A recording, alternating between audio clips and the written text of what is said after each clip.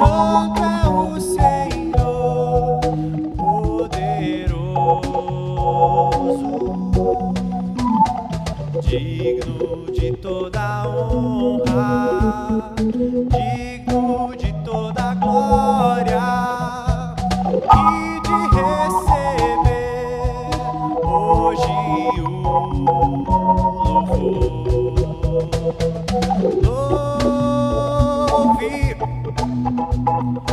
Louve, exalte ao Senhor. Louve seu nome para sempre.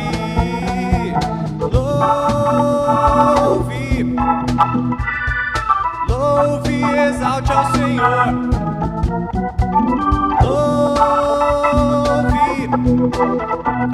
seu nome para sempre.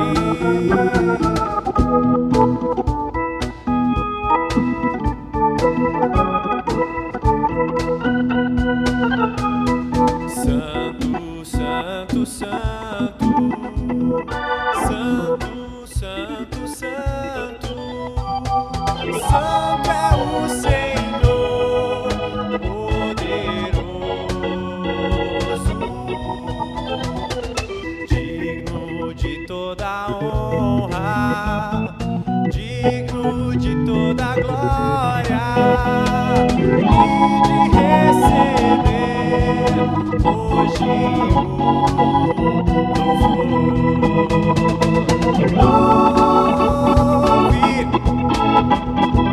Louve, exalte ao Senhor. Louve seu nome para sempre.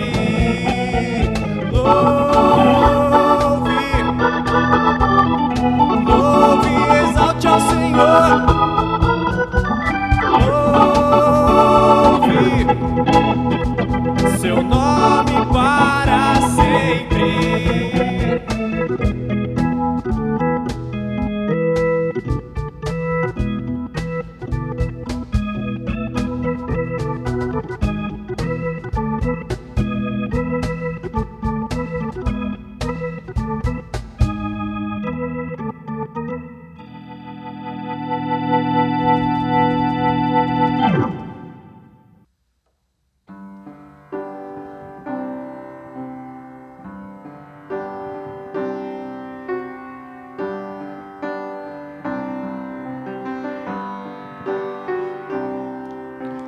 Quem tem posto a mão no arado não pode mais olhar atrás, pois quem no arado põe a mão, trabalho certo e perto tem serviço e profissão. Lança a semente, espalha pelo chão,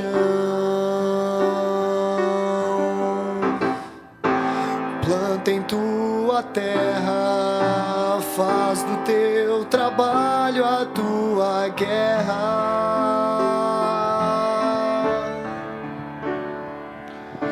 Quem em Cristo põe a vida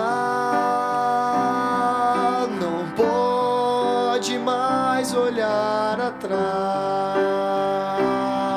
pois quem ao mestre deu a mão, trabalho certo e perto tem serviço e profissão. Prega a palavra, ensina ao teu redor, mostra em tua vida, faz da boa nova a tua lida.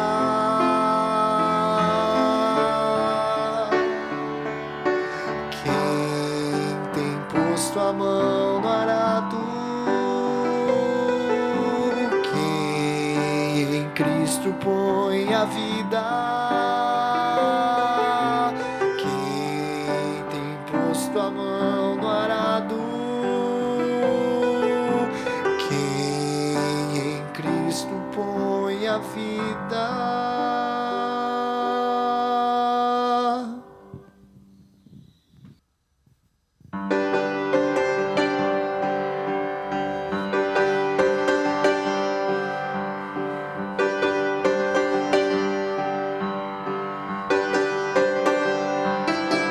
Já refúgio a glória eterna de Jesus, o Rei dos Reis. Breve os reinos deste mundo seguirão as suas leis. Os sinais da sua vinda já se mostram cada vez. Vencendo, vem Jesus. Declare conosco. Glória, glória, aleluia. Glória, glória, aleluia. Glória, glória, aleluia.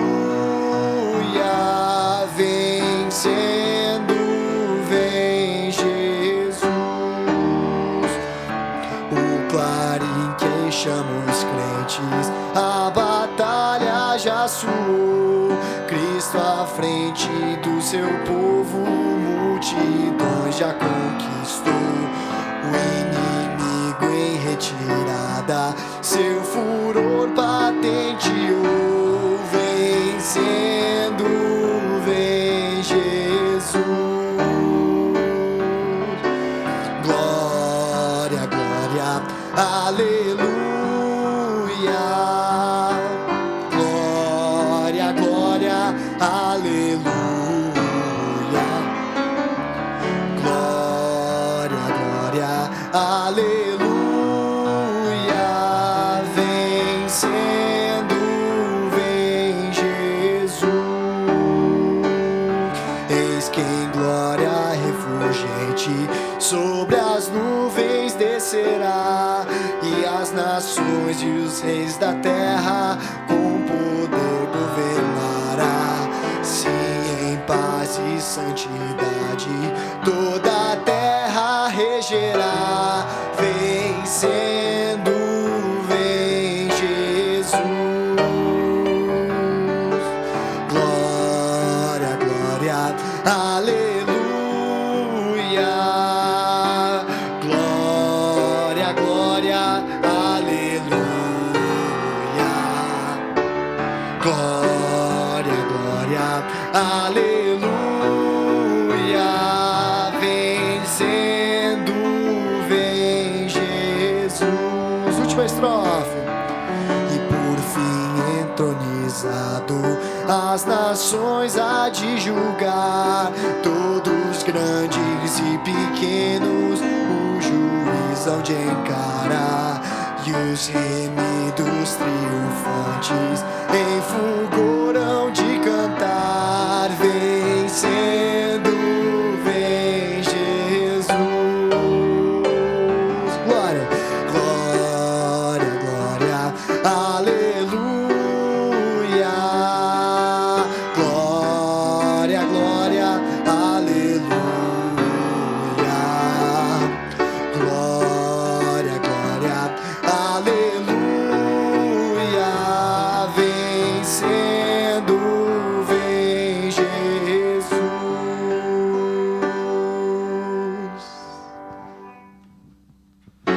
Entrarei em tua presença com sacrifícios de louvor, com canções eu te exaltarei. Bendito seja o Senhor, toda glória eu te darei. Do pecado me livraste, agora estou justificado. Bendito seja o Senhor. Exaltai, engrandecei seu nome. Exaltai, ao Senhor louvai. Exaltai, engrandecei Engrandecei seu nome, a Ele sim louvar. Entrarei em tua presença com sacrifícios de louvor. Com canções eu te exaltarei. Bendito seja o Senhor. Toda glória eu te darei. Do pecado me livraste. Agora estou justificado. Bendito seja o Senhor. Exaltai, engrandecei seu nome. Exaltai, ao Senhor louvai. Exaltai, engrandecei seu nome. A Ele sim louvai. Exaltai, engrandecei seu nome. Exaltai, ao Senhor louvai. Exaltai, engrandecei seu nome. A Ele sim louvai. A Ele sim louvai.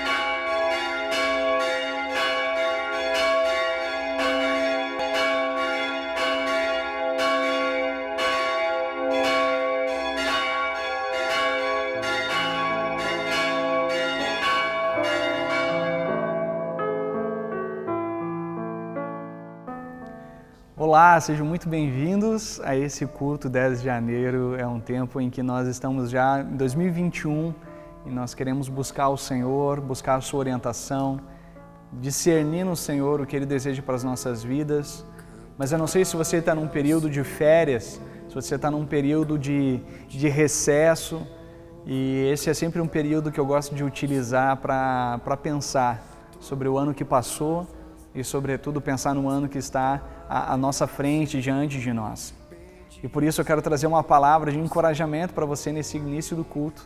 Palavra do Salmo 33:11, que diz assim: mas os planos do Senhor permanecem para sempre, os propósitos do seu coração por todas as gerações. Eu acho que é muito importante a gente lembrar que, por mais que a gente faça planos, por mais que a gente organize o ano, assim como foi 2020, 2021 vai ter alguns detalhes imprevisíveis, alguns detalhes que quem sabe nos surpreenda, mas eu quero declarar isso, que os planos do Senhor, eles prevalecem sobre qualquer projeto nosso e eles se cumprem de geração após geração. Então isso é algo tremendo do Senhor. A gente perceber que aquilo que Deus está fazendo no mundo começou lá no passado e nós estamos inseridos no presente, realizando aquilo que o Senhor deseja, e outros vão continuar após a nossa jornada. E isso é algo muito especial. Nós entendemos que os planos do Senhor são maiores do que os nossos. E nós queremos entregar a nossa vida a esse Deus tão maravilhoso. Esse culto ele acontece no nome desse Deus que é eterno, que é Pai, Filho e Espírito Santo, esse Deus cujo propósito é eterno e cuja vida Ele nos oferece para que a gente desfrute no maior vigor possível nos nossos dias. E é essa a minha oração para você nesse culto, que você usufrua, experimente, que você compartilhe com outras pessoas, para que essa vida do Senhor, que nos dá esperança, dê esperança a mais e mais pessoas. Amém? Convido você para orar. Senhor, obrigado pelo início desse culto. Nós podemos já, Pai, em janeiro, te buscar, ainda que as coisas estão ainda incertas, nós não sabemos, Pai, ao certo como proceder, como fazer, Senhor, mas nós queremos declarar, Senhor, que nós reconhecemos que os Teus planos são os melhores para a nossa vida. Nós queremos reconhecer, Pai, que tudo que o Senhor faz é bom e digno de ser louvado.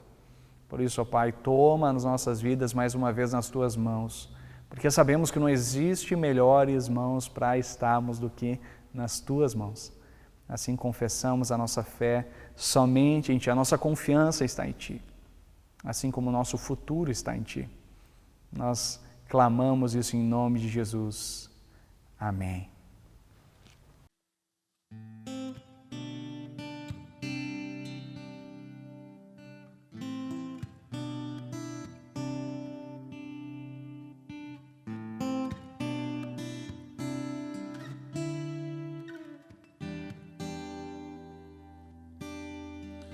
Do Senhor me vem a inspiração, é louvor do alto do coração, que me faz viver em adoração em todo tempo. Da palavra vem a revelação, que me faz viver em comunhão, e minha alma uma nova canção em todo tempo. Tu és meu Deus, te louvo, és meu Deus, te amo. Cada dia entoarei um cântico novo. Tu és meu Rei, Jesus, com gratidão eu canto, meu louvor virá de Ti, meu louvor virá de Ti, na congregação.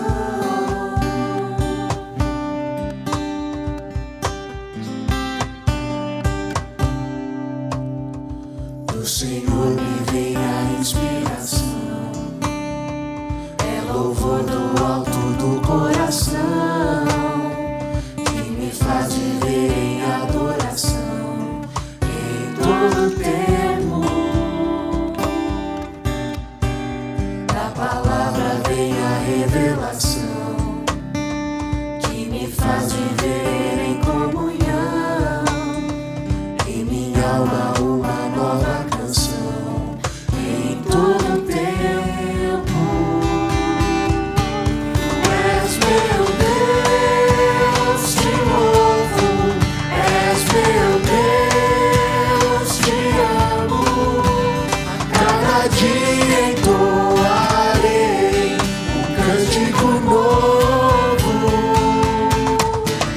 Tu és meu Rei, Jesus, com gratidão eu canto, meu louvor virá de Ti, meu louvor virá de Ti, meu louvor virá de Ti, na congregação. Diante da vida e diante da santidade de Deus, a gente precisa necessariamente reconhecer que existe algo em nós que não é bom. Na verdade, nós carecemos do perdão e da graça do Senhor sempre de novo nas nossas vidas. Por isso eu quero convidar você a confessar o seu pecado e buscar essa graça que está disponível a você e a mim, por conta daquilo que Cristo Jesus fez por nós. Senhor, reconhecemos que não há nada de bom em nós. Reconhecemos, Senhor, que nós somos limitados, frágeis, como vasos de barro. Mas nós queremos colocar esse vaso de barro nas mãos do olheiro, o verdadeiro olheiro, olheiro que zela pelas nossas vidas, um olheiro que nos fez, mas também tem a capacidade de nos quebrar e nos refazer. Obrigado, Senhor, porque esse vaso ele não pode ser remendado, ele precisa ser quebrado e refeito. E por isso eu te peço em nome de Jesus, que o Senhor perdoe a cada omissão ou cada palavra que saiu da nossa boca que não te agradou, Senhor, ou cada atitude que não está alinhado com a justiça que o Senhor deseja promover no mundo. Assim, Pai, nós clamamos e reconhecemos. Somos pobres, pecadores, carentes da Tua graça, clamando pelo Teu perdão, por essa reconciliação que temos por meio de Cristo Jesus. Assim nós oramos, em nome de Jesus. Amém. A certeza que Deus dá para você e para mim é que Ele nos perdoa. Ele nos perdoa porque Ele é fiel, Ele nos perdoa porque Ele nos ama. Sinta-se, mas não somente sinta-se, tenha clareza de que você é perdoado em nome de Jesus. Siga a vida sem culpa, sem máscara, de maneira autêntica, buscando a vontade do Senhor em todo o tempo, porque é o Deus que morreu na cruz por você, é o mesmo Deus que ressuscitou e é o Deus que habita no teu coração e te leva a cumprir o propósito dele para a tua vida.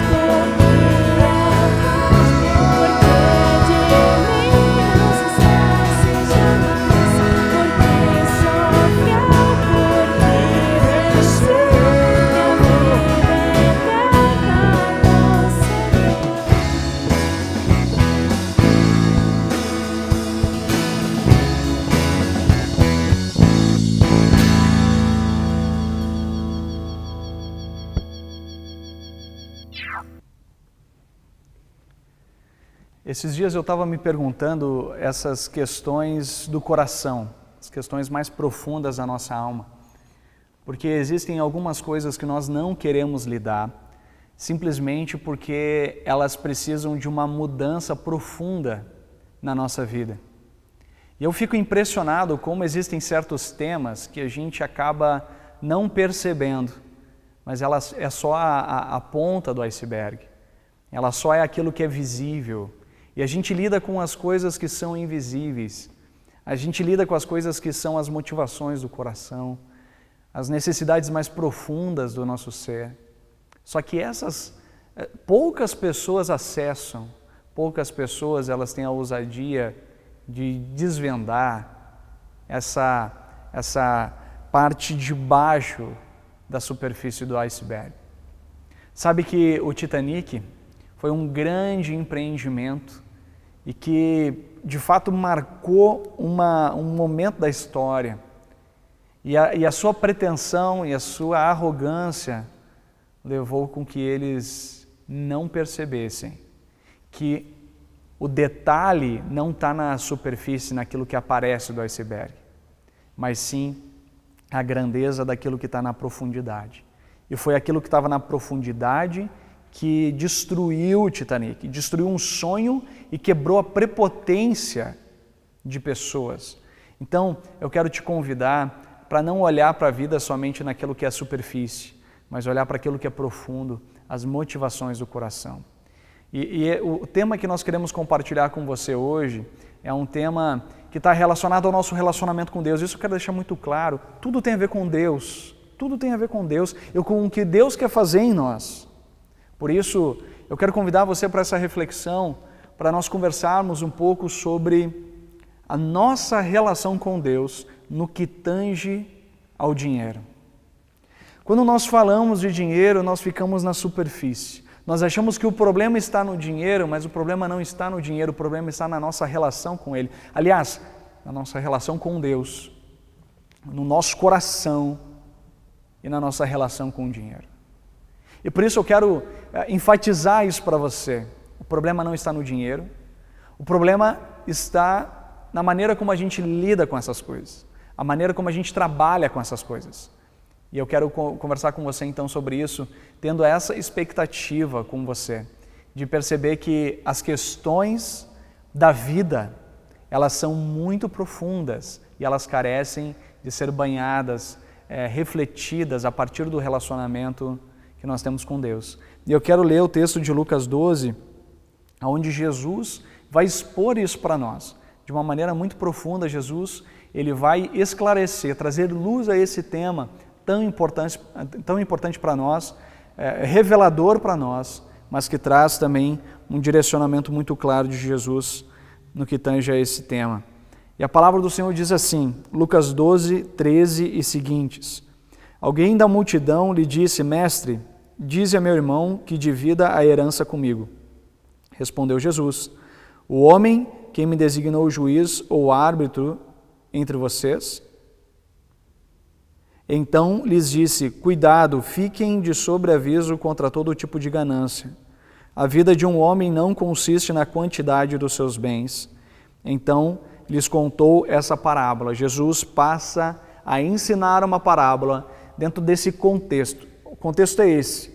Um homem no meio da multidão levanta e diz, olha mestre, mostra para o meu irmão que é importante dividir a herança comigo. E aí ele diz, homem, quem me colocou como juiz entre vocês? E ele passa a ensinar algo mais profundo. O homem está interessado na herança e Jesus ele fala algo mais profundo. Então ele conta a parábola. A terra de certo homem rico produziu muito. Ele pensou consigo mesmo, o que vou fazer? Não tenho onde armazenar minha colheita, então disse, já sei o que vou fazer, vou derrubar os meus celeiros e construir outros maiores. E ali guardarei toda a minha safra e todos os meus bens. E direi a mim mesmo, você tem grande quantidade de bens armazenados para muitos anos. Descanse, coma, beba e alegre-se. Contudo, Deus lhe disse, insensato, essa mesma noite a sua vida lhe será exigida. Então quem ficará com o que você preparou? Assim acontece com quem guarda para si riquezas, mas não é rico para com Deus. Deixa eu trazer algumas coisas introdutórias para os irmãos, antes de nós olharmos o texto especificamente. Eu acho que alguns pressupostos falsos que a gente tem construído no nosso coração, e a primeira coisa falsa que a gente tem construído, que existem algumas espiritualidades que idolatram a pobreza. Existem algumas espiritualidades que vinculam humildade com pobreza. E para algumas espécies de espiritualidade ditas cristãs, elas precisam do pobre para legitimar a sua espiritualidade. Então, a pobreza não é um sinal de riqueza para Deus. A pobreza, ela não é o alvo de Deus. A pobreza, ela não deve ser desejada por nós. E por outro lado, ser rico em si não é pecado. Isso é muito importante ter como pressuposto. Ser rico não é pecado. Ter riquezas não é pecado. Interessante que lá Provérbios 10, 4, ele vai dizer o seguinte: as mãos preguiçosas empobrecem o homem, porém as mãos diligentes trazem riqueza. E se a gente olha, por exemplo, Provérbios e a sabedoria de Salomão, ele vai nos mostrar muito claramente que a questão que a palavra de Deus repreende é a preguiça. Interessante, muitos versículos falando, olha, cuidado. Por exemplo, ele diz, olha, peguem como exemplo as formigas. As formigas, elas trabalham e elas pensam, né, no momento do inverno, elas armazenam o que precisam para passar pelo tempo do inverno. Então ele está dizendo, olha, seja diligente, seja bom mordomo dos recursos que Deus te confiou. Isso é importante. Esses recursos não são seus. Esses recursos não, por mais que você conquistou, eles não são seus, são de Deus. Mas seja bom mordomo. Um mordomo é aquele que administra um grande bem, um grande recurso que não é seu, mas administre com zelo. E aqui a palavra de Deus, portanto, ela tira esse enfoque da pobreza em si e coloca o foco na preguiça, na repreensão da preguiça, mas dizendo que o homem diligente, aquele que trabalha, não há problema nenhum, que tenha riquezas, fruto do seu trabalho. O segundo pressuposto falso que eu quero tirar é que Deus está muito mais interessado em você, na sua vida, do que nos bens que você possui. Está muito mais interessado na sua vida do que nos bens que você possui. Às vezes a gente foca na nossa reflexão os bens, a riqueza em si, mas Deus está interessado no teu coração. Ele está interessado em quem ocupa o trono da sua vida. Porque é a sua relação depois com o dinheiro que daí vai mostrar aonde está ou quem está no trono da sua vida e o que realmente importa para Deus. Por exemplo, Provérbios 15, ele fala o seguinte, muito profundo, ele diz, melhor é ter pouco com temor do Senhor do que grande riqueza com inquietação. Olha só, é melhor ter pouco com o temor do Senhor do que ter riqueza com inquietação. O que ele está dizendo aqui é um princípio, o que ele está dizendo aqui é algo essencial. O que ele está dizendo aqui é a pergunta sobre quem governa, quem está no trono do seu coração. Então ele está dizendo, olha, não, por um lado lá ele combate a preguiça e coloca que o diligente ele adquire riquezas, mas por outro lado ele está dizendo, olha, é melhor ter pouco do que ter recursos e ter inquietações, não conseguir dormir à noite, não ter paz. Então aqui, Provérbios, a palavra de Deus, ela está tirando o foco dos recursos, tirando o foco dos bens materiais e colocando o foco naquilo que realmente importa, que é o temor do Senhor. E o texto segue, é melhor ter verduras na refeição onde há amor do que ter um boi gordo acompanhado de ódio. É melhor ter verduras onde há amor do que um boi gordo acompanhado de ódio. Olha só um outro princípio, um outro elemento essencial. É muito melhor nutrir amor na vida do que ter riqueza e estar permeado por ódio. Pessoas com raivas umas das outras, com inveja, destruindo a família, destruindo as relações por conta do dinheiro. E esse é o nosso tema, o tema que Jesus fala a partir de uma inquietação do coração, do recebimento ou não de uma herança. Um homem traz essa indagação para Jesus e é interessante que Jesus, ele não está tão interessado na herança em si, ele está interessado em dizer o que governa o coração desse homem, a revelar para ele o que realmente faz sentido, o que realmente traz valor para a vida, o que realmente vale a pena cultivar, o que realmente vale a pena ter, de fato, nutrido nas nossas vidas e na nossa existência. Interessante que a pergunta não é se nós temos dinheiro, ou ser rico, ou ser pobre. Deus está muito mais preocupado com o nosso coração. Por exemplo, como você lida com as insatisfações constantes do seu coração? Não é uma questão exata de ter ou não ter, não é uma questão de condição financeira, mas é algo mais profundo, é uma outra categoria, é uma categoria existencial, não material. Diante das mudanças que a gente teve em 2020, diante da readequação das nossas expectativas com a realidade que nos foi imposta, eu acredito que muitas pessoas foram mexidas, muitas pessoas foram chacoalhadas. Porque uma coisa é decisões difíceis que você tem que tomar, mas que tem implicações só pessoais. Outra é quando você mexe no estilo de vida, não somente seu, mas o estilo de vida da sua família. Quando você mexe na perspectiva, quem sabe agora estamos em janeiro, e você diz, olha, eu não estou conseguindo ter as férias que eu sempre tive. Eu não consigo pagar o clube que eu sempre participei. Eu preciso conversar com a minha família, não sei como, mas a gente precisa mudar o nosso estilo de vida. Eu não vou poder comprar um vinho importado, eu preciso comprar um vinho nacional. Eu não posso fazer um grande banquete, um jantar ou um churrasco, porque a carne está muito cara. Não com a frequência que eu fazia, eu vou ter que mudar o meu estilo de vida, eu tenho que conversar com os meus filhos, com a minha esposa, e planejar melhor a nossa vida familiar. Colocar as contas sobre a mesa e adequar as nossas expectativas com a realidade que o Brasil e a economia nos impõem, e quem sabe ter uma perspectiva 2021 diferente do que 2020. E quem sabe corta o teu coração ao perguntar, eu tenho que mudar algumas coisas essenciais da vida dos meus filhos. Que pai eu sou, que mãe eu sou, ao mexer na escola ou ao mexer em algumas coisas que são importantes para os meus filhos. Será que eles vão me amar mais? Vão me amar menos? Não sei, mas eu só sei que a pergunta não é essa.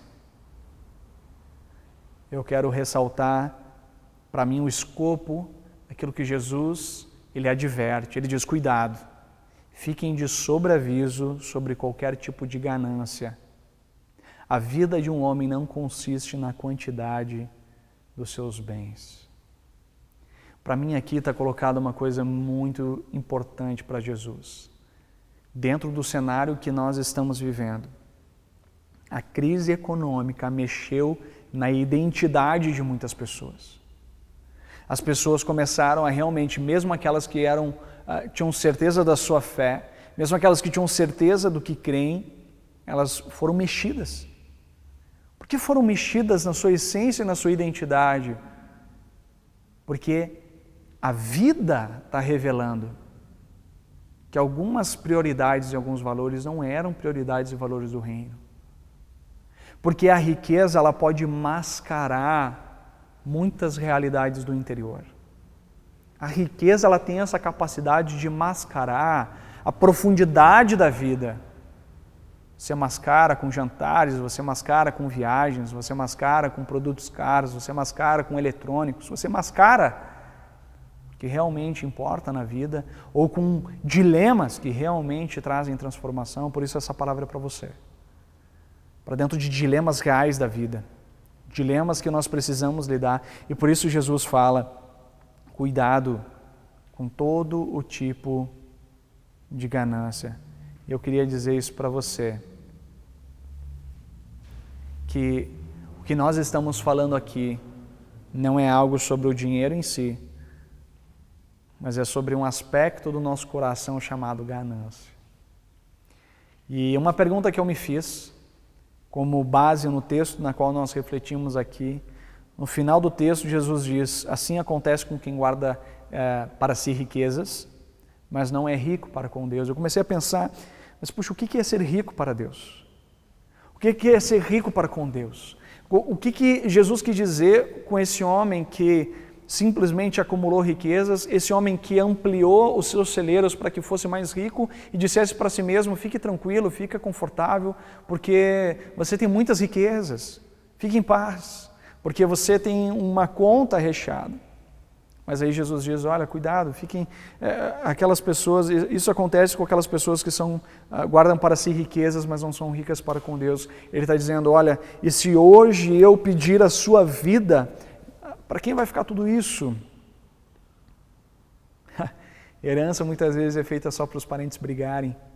Muitas vezes o excesso de dinheiro não é bênção, mas é maldição. E com isso eu não estou dizendo que o dinheiro é ruim em si, mas o dinheiro sem valores é uma maldição.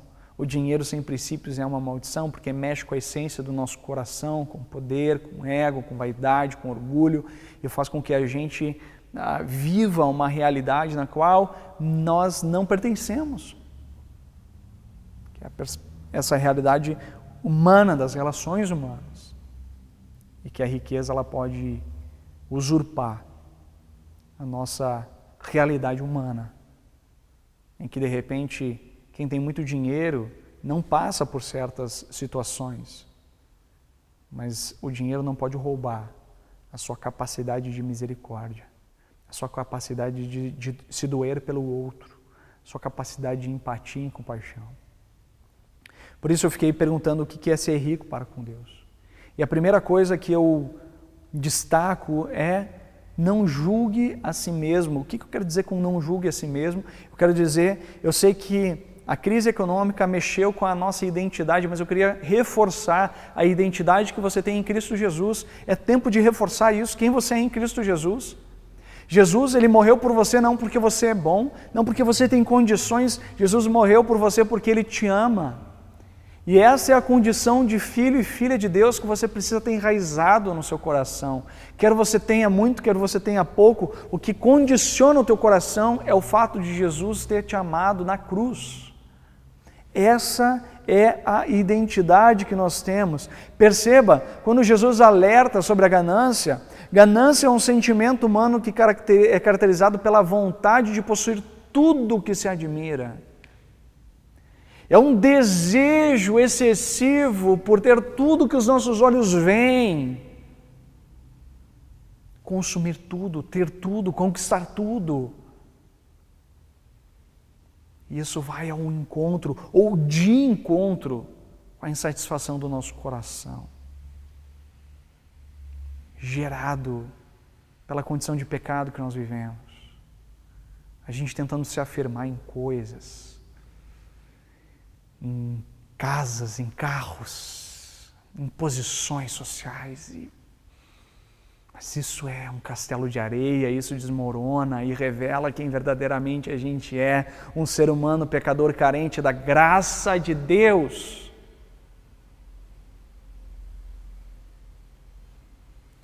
Esses dias eu fui tomado pela realidade da vida diante de um sepultamento. Porque no sepultamento ou na morte, ali tu vê esse limítrofe da vida, e ao ver o limítrofe da vida, você percebe como é passageira, efêmera a nossa vida.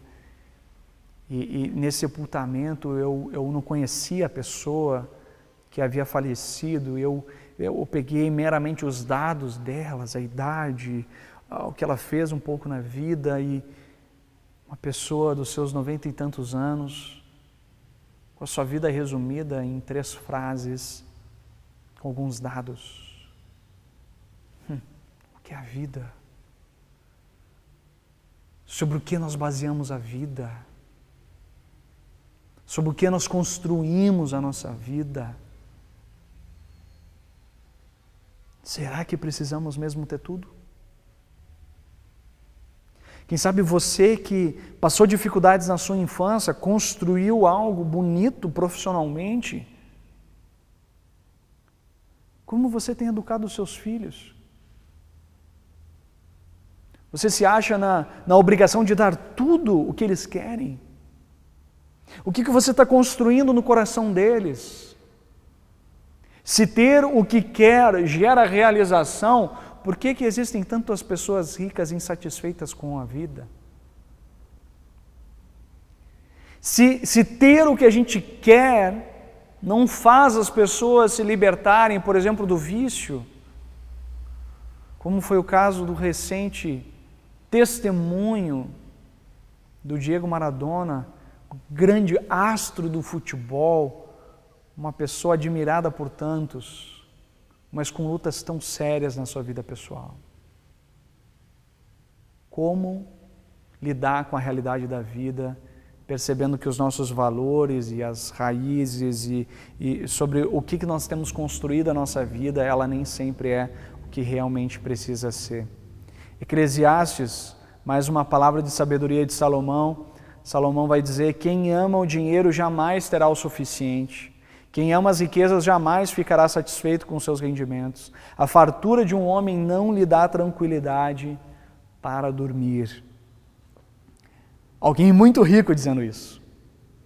Alguém que fez projetos, alguém que construiu monumentos, alguém que deixou registrado na história o seu nome, alguém admirado pelas nações, pela sua relevância, pela sua posição, pela sua sabedoria, dizendo: olha, eu sei o que é ter dinheiro.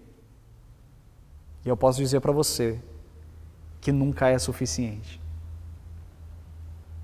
Porque o coração do homem só pode ser satisfeito por Deus. E é a partir dos valores do reino de Deus que a gente pode construir o que for importante na vida. A gente pode construir uma carreira significativa, a gente pode ter empreendimentos, a gente pode ter casa, pode ter carro, pode ter viagens, pode ter experiências. Mas agora, o lugar do trono da nossa vida não pode estar essas coisas. Porque hoje a gente pode ter, amanhã a gente pode não ter. Hoje a gente pode não ter, amanhã a gente pode ter. Mas o nosso coração precisa estar firmado na mesma realidade. O reino de Deus é a identidade muito entrelaçada com Jesus, com Jesus. Mais e mais, pesquisas na área do trabalho, futuro do trabalho, nos mostram que as pessoas estão ligadas muito naquilo que fazem em relação à sua realização profissional e não só a realização profissional, porque a profissão cada vez mais tem sido dita como algo que é uma realização também de vida, não só um compartimento da nossa vida, mas o trabalho é algo essencial para a vida, isso pesquisas têm dito. E é interessante que tem pessoas que têm pedido demissão de empregos que ganham muito bem, mas porque elas não se realizam. Não se realizam. E de novo a conversa sobre vocação, ela vem à tona, chamado no meio profissional, como assim? Chamado não tem a ver com Deus? Sim, mas Deus está em todas as coisas e vocação tem a ver com essa voz de Deus que direciona a partir de dons que nós temos e quando nós o fazemos, nós abençoamos pessoas, glorificamos a Deus. A realização tem a ver com a relevância do que nós fazemos. Tem a ver com pessoas, em última análise. Tem a ver com a influência que nós temos na vida e o impacto que nós temos na sociedade. Isso faz pessoas saírem de empregos com altos salários, diminuir o seu salário para buscar relevância. Isso nos faz pensar sobre a nossa identidade. Eu fiquei pensando na minha vida, o que significou a minha conversão. Eu me converti com 14 anos, num acampamento Palavra da Vida, lá no Sul, e eu percebi algumas coisas na minha vida, olhando assim em retrospectiva, o que significa isso para mim hoje, foi que eu fui sempre muito afirmado pela minha família como pessoa. Minha identidade ela foi firmada por muito amor. Eu fui muito amado. Sou grato a Deus pela minha família. E uma das coisas que eu destaco assim na minha infância foi que eu sempre tive uma fã. Sempre. Em tudo que eu fazia. E minha fã era a minha mãe. E continua sendo. Ela às vezes me manda mensagens, é meio constrangedor, mas ela me manda mensagens ainda: filho, como estava bonito o culto, filho, você estava lindo, né? A minha mãe, minha maior fã. Sempre foi assim. Eu ia jogar futebol e eu voltava para casa suado, com a minha mochila nas costas. Ela dizia: o jogador do Brasil veio. E ela sempre me motivou muito, ela sempre me amou muito e ela sempre me animou, né? e afirmou a minha identidade. Mesmo nos tempos de crise e dificuldade, ela sempre me nutriu com muito amor. E foi interessante que algumas pessoas resistem, né, ao amor de Jesus, mas eu, tendo como base esse amor da minha mãe, sobretudo, eu percebi que o amor de Jesus faz muito sentido. E o amor de Jesus era exatamente o que eu precisava, que é um amor incondicional. É um amor ainda maior do que a da minha mãe tem por mim. É um amor que não é baseado em circunstâncias, não é baseado no que eu faço, mas sim no que Ele é. E eu fui tremendamente transformado por esse amor, constrangido por esse amor, e desse amor eu não me afasto jamais. Por isso, primeira questão que eu trago para você: não julgue a si mesmo, a sua identidade está em Cristo Jesus. Nós somos ricos para com Deus, por nos sabermos amados profundamente por Ele. Isso é riqueza para Deus. Riqueza para Deus é quando nós nos sabemos totalmente agraciados por Deus. Uma pessoa motivada na vida, inspirada na vida, uma pessoa com brilho no olhar, é uma pessoa que se sente profundamente amada por Deus, e isso é riqueza para Deus. Alguém que tem a sua identidade afirmada em Cristo Jesus. A palavra do Senhor diz: no amor não há medo, ao contrário, o perfeito amor expulsa todo medo. Nós amamos porque Deus nos amou primeiro. É a realidade desse amor que nos governa e é esse amor que é propagado nas nossas vidas. Por isso, o segundo aspecto para sermos ricos para com Deus é: não julgue os outros.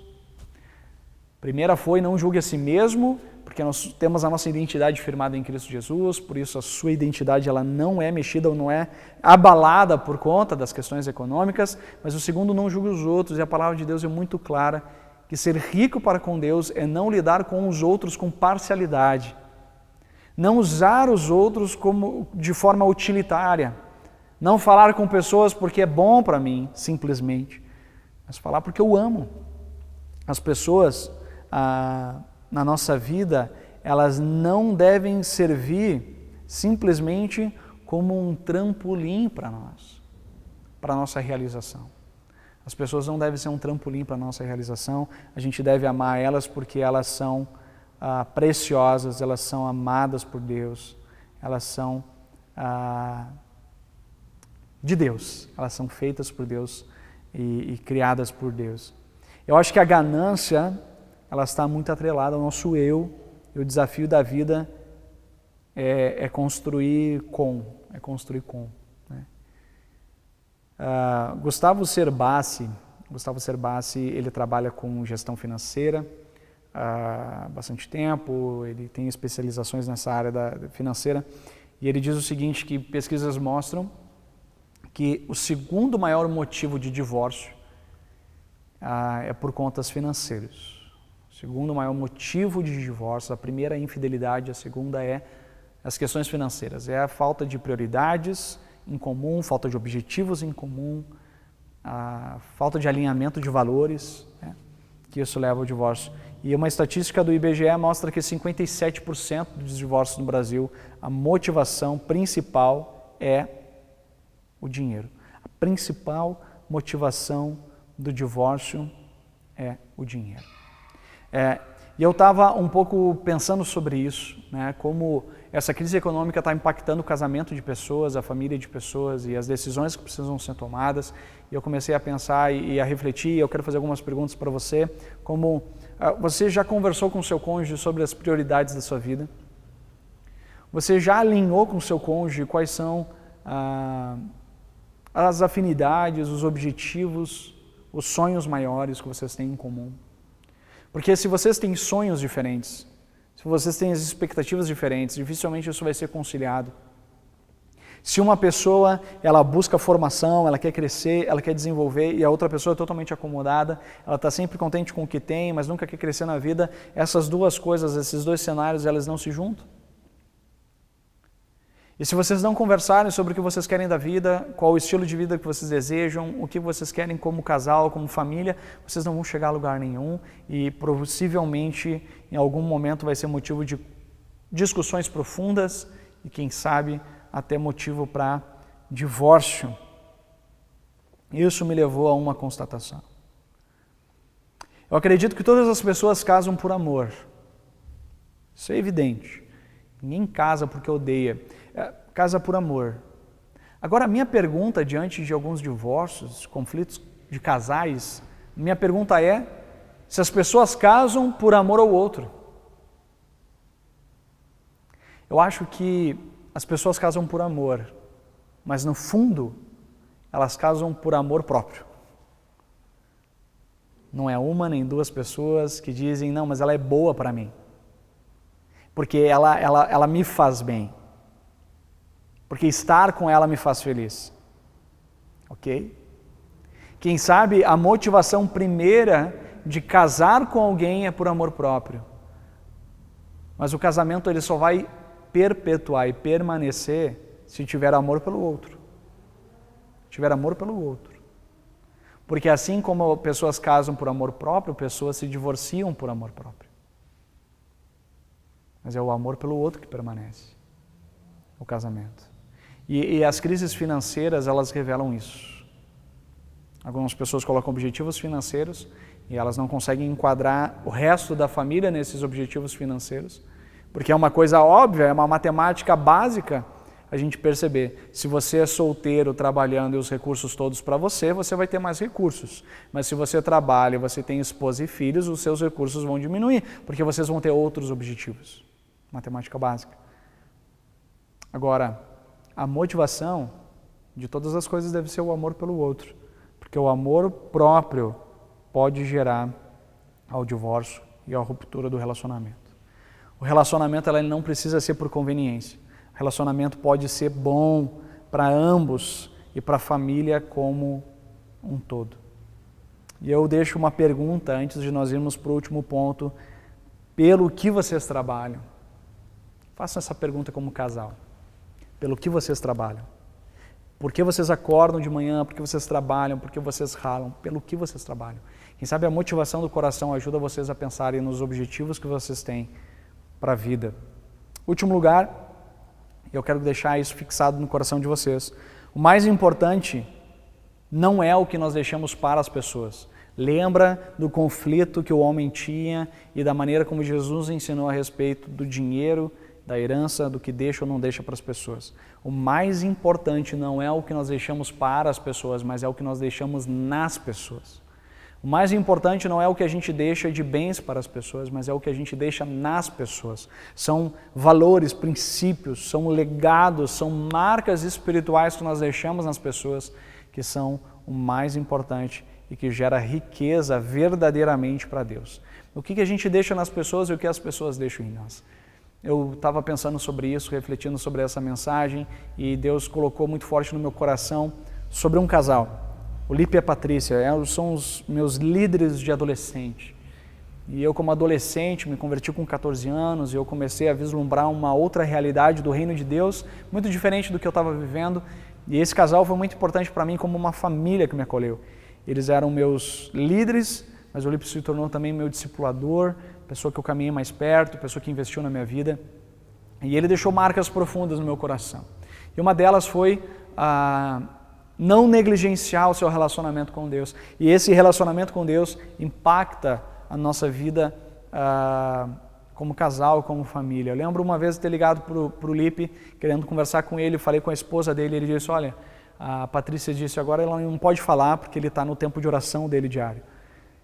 Que ele impactou a minha vida, porque ele é um homem sábio, um homem amoroso, um homem generoso, e isso se dá pelo seu relacionamento com Deus. Eu lembro outra cena da gente com a galera dos jovens na casa deles, a gente comendo uma pizza, de maneira muito simples, eles eram muito humildes. de recursos, não só de coração, mas eram humildes mesmo de recursos. A gente estava comendo aquela pizza com gratidão e eu lembro intuitivamente ele dando as mãos para a gente aqui e orando e abençoando aquele alimento. Aquilo marcou o meu coração. A gente precisa lembrar o tempo todo que o que nós temos foi dado por Deus. Mas uma terceira questão que eu me lembro do Lipe e da Patrícia foi um momento em que eles passaram num concurso público e eles foram então para uma outra cidade no interior do Rio Grande do Sul e lá eles conseguiram mais recursos financeiros e eles começaram a construir uma casa. Eles moravam num apartamento bem pequenininho em Porto Alegre, daí eles foram morar numa casa grande, construíram da forma deles, construíram uma parte da garagem que conciliava com uma churrasqueira, um lugar muito bonito. Eu lembro muito bem, quando visitei eles, eu e minha esposa, nós visitamos eles, eles tinham uma sala conjugada com a cozinha muito grande, 2 quartos, lareira, o fogão a lenha, um lugar muito aconchegante, muito aconchegante. E aí eles passaram por um dilema, eles não tinham carro. E aí Deus começou a abrir portas na cidade natal deles, que é Pelotas, e abriram portas do Evangelho. Começaram a visitar a família, começaram a visitar pessoas, e as pessoas foram conhecendo Jesus, e eles começaram a dar esse suporte lá para Pelotas, mas era uma distância de pelo menos 1h30, 2 horas. Eles precisavam de um carro. E aí o Lipe tinha muito claro no coração dele: nós temos uma prestação tão alta dessa casa que nós não podemos comprar o carro, e ao não comprar o carro, nós não podemos ir ao encontro das portas que Deus está abrindo. Então nós temos que vender essa casa, comprar uma casa mais simples e comprar o carro para atender aquilo que Deus está fazendo. Eu achei muito interessante que o Lipe, ele não tomou essa atitude. Ele tinha clareza dessa atitude, mas ele não tomou essa atitude. E ele disse então para a Patrícia: Patrícia, vamos orar, porque eles não concordaram, né, naquilo que eles iam fazer. Então, vamos orar. Você ora, eu oro, discernindo qual é a vontade de Deus. Eu achei muito interessante que o Lipe, ele não impôs isso sobre a Patrícia, mas ele orou, e eu lembro que nós visitamos eles quando eles estavam dentro desse dilema. E ele disse para mim: Bruno, a gente está orando, discernindo em Deus, porque é um princípio muito importante que ele me ensinou. O casal precisa entrar em acordo para tomar decisão. Guarde isso, entre em acordo, porque quando vocês entram em acordo, vocês estão comprometidos com o resultado daquilo, e não tem aquela fala: eu te avisei, eu falei para fazer, você não fez, e brigas homéricas que se tornam grandes pedras de tropeço para a nossa história, porque nós não seguimos esse princípio de ter consentimento no casal, buscando o discernimento em Deus. E eles oraram por meses, e Deus falou o coração da Patrícia, revelando o que era a ganância do coração dela, revelando coisas profundas do coração dela, que ela estava presa. Ela estava, finalmente, nós temos uma casa grande, finalmente, mas Deus estava mostrando outras coisas para ela, que o coração dela não poderia se fixar nessas coisas, mas precisava olhar para o reino. Eles tomaram a decisão, venderam a casa, compraram uma casa pequena, muito charmosa, e são muito felizes nessa casa e continuam no reino de Deus, abençoando de maneira muito fiel. Ser rico para Deus tem a ver com 3 elementos: fé, esperança e amor. Ser rico para com Deus tem a ver com confiar em Deus, tem a ver com ser nutridos pela esperança eterna que há em Cristo Jesus e não pelas circunstâncias, mas tem a ver com amor, e amor tem a ver necessariamente com pessoas. Por isso, querido, eu quero deixar essa mensagem para você, que no ano de 2021, eu quero pessoalmente, convido a você a fazer a sua lista, eu quero inspirar pessoas a confiarem mais em Deus. Eu creio que isso é um chamado que Deus tem para mim. Ajudar pessoas a colocar sua confiança em Deus. Segundo, eu quero ajudar a partir da esperança que Deus coloca no meu coração. Eu quero nutrir essa esperança que vem do alto. Eu não quero me deixar determinar pelas circunstâncias à minha volta, mas eu quero buscar essa esperança que vem do Senhor. Em último lugar, eu quero amar pessoas com mais profundidade. Eu quero me dedicar a pessoas e amá-las com profundidade. Eu quero ajudar a inspirar pessoas a confiar mais em Deus. Eu quero nutrir uma esperança que vem do alto. E eu quero amar as pessoas com profundidade. Ser rico para Deus tem a ver com amar, tem a ver com esperar em Deus, tem a ver com confiar em Deus. Quem sabe o seu problema não seja com o dinheiro. O seu problema está no seu relacionamento com Deus. De confiança nele. No final de contas, quem está no trono da sua vida? É Deus ou as coisas? Senhor, nós te buscamos nessa hora. Diante dessa palavra desafiadora, a palavra de Jesus que tira o foco do dinheiro e põe o foco no nosso coração. Te reconhece que por vezes a ganância tem tomado conta do nosso coração. Que os bens, Pai, são um alicerce sobre o qual nós temos construído a nossa vida e sobre o qual os valores pautam também a nossa família. Nós queremos te pedir em nome de Jesus, quebra tudo isso, Pai. Coloca alicerces sólidos que tem a ver com a fé, a esperança e o amor. Nós não queremos acumular riquezas, ó Deus, para sermos nós mesmos o nosso Deus. Para confiarmos em nós mesmos, no que a gente pode fazer. Mas nós queremos confiar no Senhor, Pai. Quer a gente tenha recursos, quer a gente não tenha recursos, toda a nossa fé e confiança está tão somente no Senhor. Só o Senhor ocupa o trono do nosso coração. Toda honra, toda glória é somente tua, Senhor. Eu oro, Senhor, em especial pelos casais que passam por crises na área do seu relacionamento por conta do dinheiro. Senhor, dê a eles agora a clareza das motivações do coração. Espírito Santo de Deus, fale ao coração.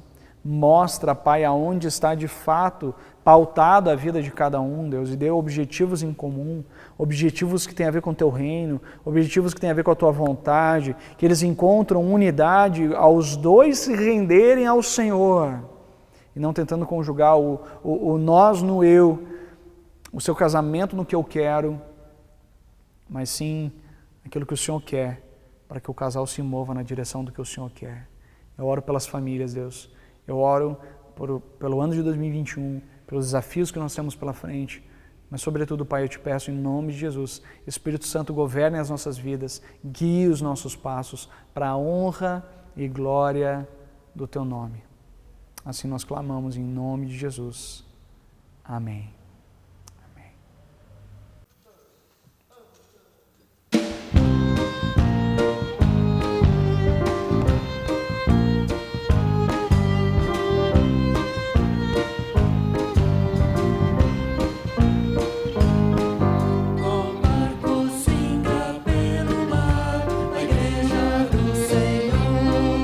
Eternidade o alvo é, indica a direção.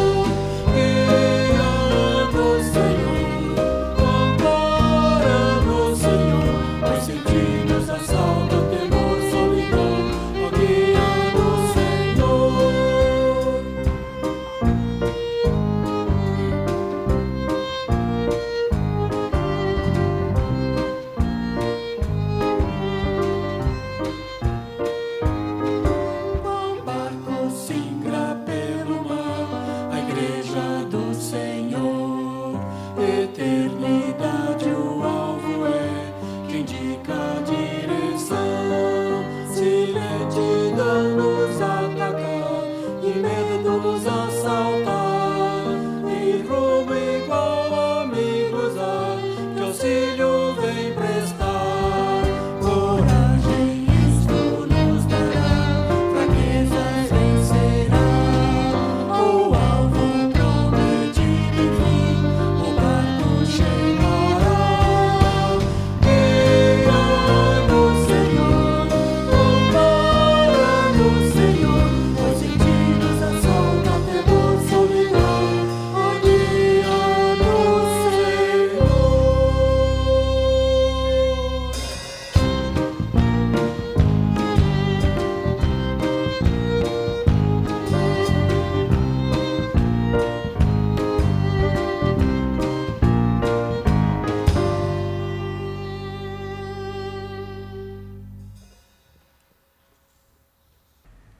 Queridos, estamos chegando no final desse culto.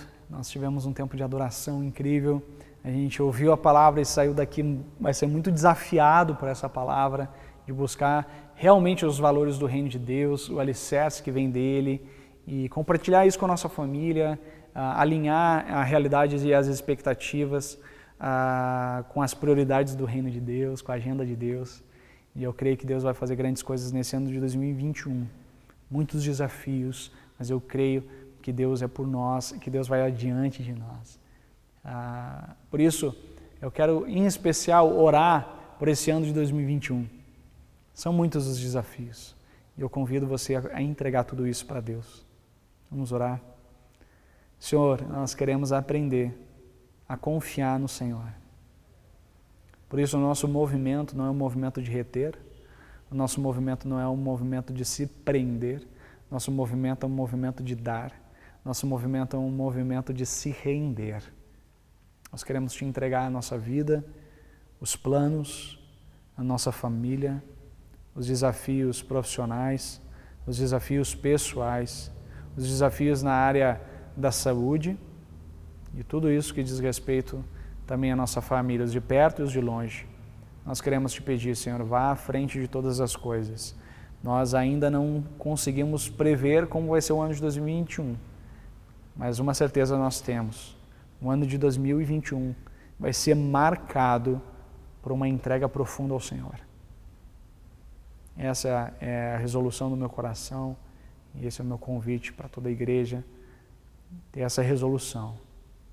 Nós não sabemos como o ano de 2021 vai ser, mas uma certeza nós temos. Vai ser um ano de entrega ao Senhor, para a glória do Teu nome.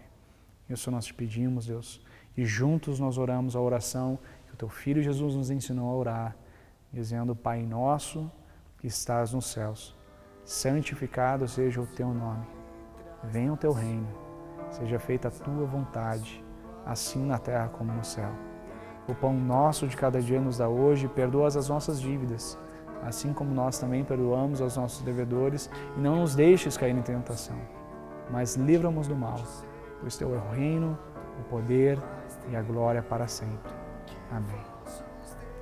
Que o Senhor Deus te abençoe e te guarde, que o Senhor Deus faça resplandecer o seu rosto sobre ti e tenha misericórdia de ti. Que o Senhor Deus levante o seu rosto e lhe dê a sua paz agora e sempre. Que Deus abençoe e te guarde profundamente no seu amor. Deus abençoe. Até o próximo culto. Amém. Estão diante dele, força e formosura no céu.